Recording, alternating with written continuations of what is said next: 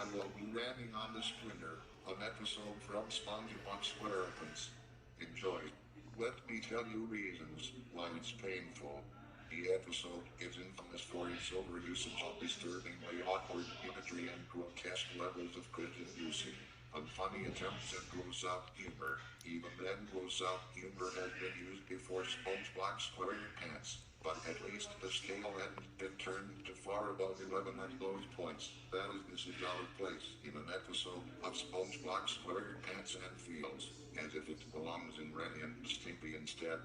The most notable examples of the aforementioned imagery and gross-out humor include the infamous scene where SpongeBob receives a splinter in slow motion after slipping on a small puddle of spilled tartar sauce, as said splinter goes right inside his thumb and it reddens.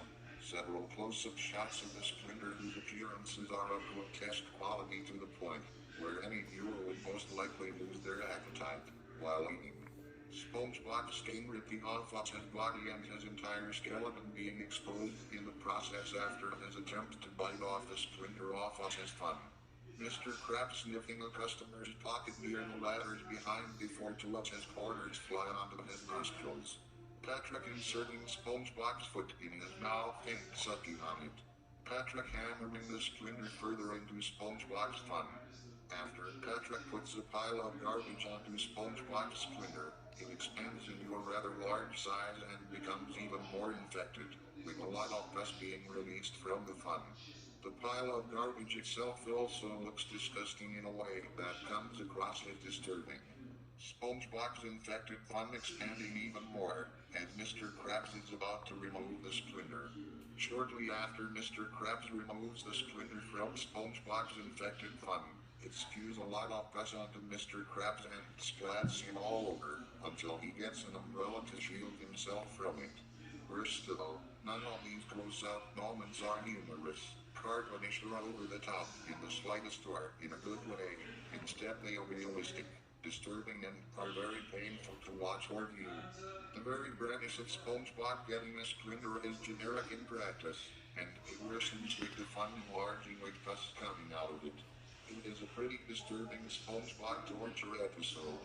If one thinks about it, the plot of this episode is also rather pointless, since SpongeBob could just remove his arm with the splinter in his thumb and then regenerate it.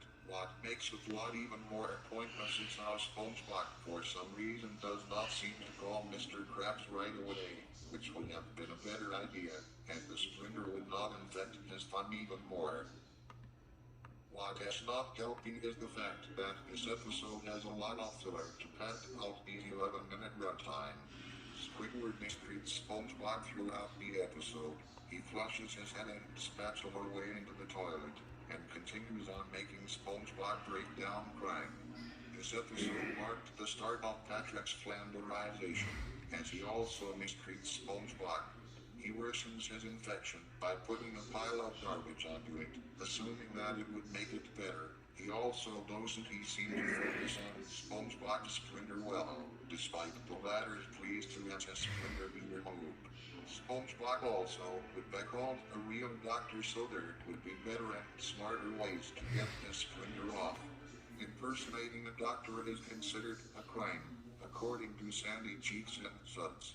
Unlike that episode, Patrick actually plays more like a real doctor and really breaks the law here.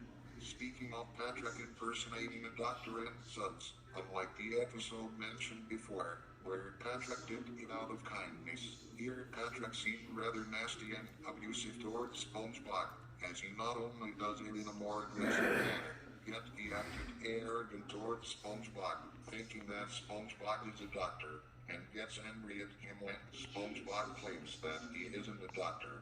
He also does it grudgingly, only giving in when SpongeBob cries, not longing to be sent home by Mr. Krabs. Overall, this episode officially started the dark age of the series. That's all I have to say. Bye for now.